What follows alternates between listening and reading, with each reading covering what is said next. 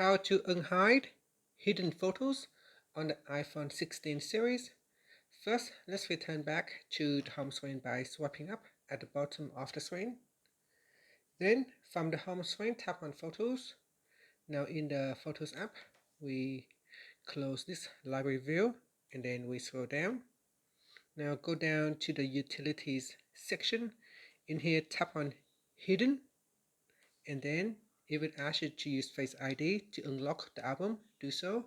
So tap on View Album and unlock it with your Face ID.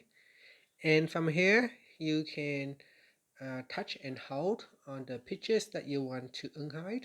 So here, I will touch and hold on this picture, and then tap on Unhide from the menu, and that's it. So we have now unhide a picture. So if I go back to my photos, so I go to my photo library, and in here I should be able to find that pictures from my photo library.